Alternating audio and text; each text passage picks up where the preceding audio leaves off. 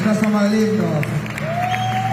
Ja, die Superrealität, die steckt so einem ja so ein bisschen in den Knochen auch so. Weil man wird ja jedes Jahr älter. Nur wir natürlich nicht, das bringt sie bleiben immer gleich.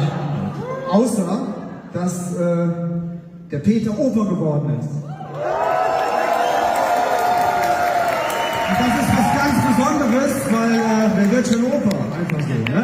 Und jetzt pass mal auf, der Stefan ist auch Opa geworden. Der Nippesser. Und ich bin auch Opa geworden. So. Jetzt haben wir's. Und wenn ich mir so überlege, dieses Wort Superrealität mit Tränen in den Augen, das triggert dann einen doch ein bisschen an manchmal. Ne? Also, wir hatten ja auch gute Zeiten mit Drinks.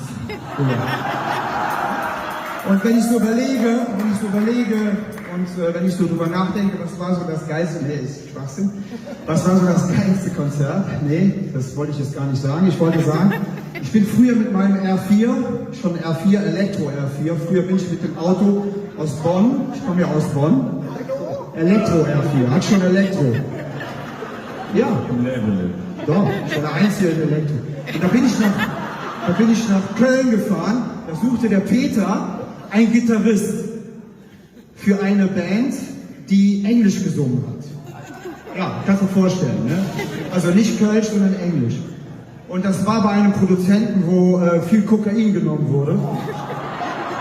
Und zwar bei Dieter Dürrs Studios, da wurde viel Kokain genommen. Ich hab's nicht genommen, aber die ganzen Typen da, Scorpions-Typen, die haben alle Kokain genommen.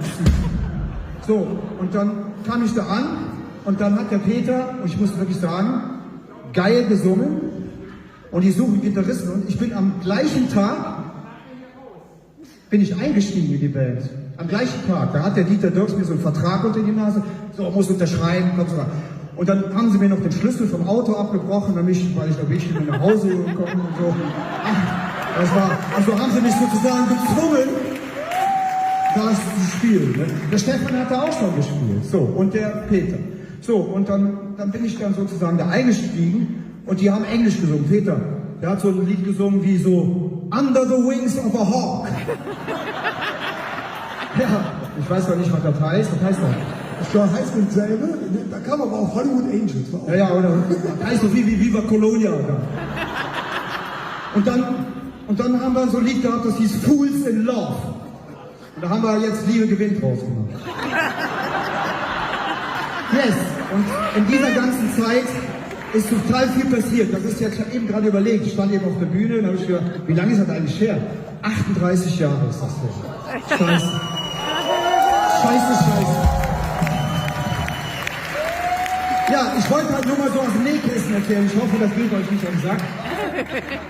Ich hab noch mehr Schweinereien zu erzählen, aber mach ich jetzt nicht. Ja. Na gut, was so alles so passiert ist hinter der Bühne, so hinter der Britz. So. Nee. So, und jetzt ist es ja so, wir sind Opa geworden, also ich Opa und wir haben wieder Enkelchen. Wir haben natürlich, man wird ja nur Opa, wenn man Kinder hat. Und dann haben wir sozusagen früher als normaler Vater haben wir Kinderlieder gesungen. Und der Peter hat zu mir gesagt, sing doch mal das Lied über Pippi. Der rief dann nachts an, weil er ruft nachts öfter an. Er sagt dann, sing doch mal das Lied über Pippi. Und dann habe ich gesagt, ja, Pippi können wir ruhig machen. Wenn der Christian jetzt mal 4 gibt.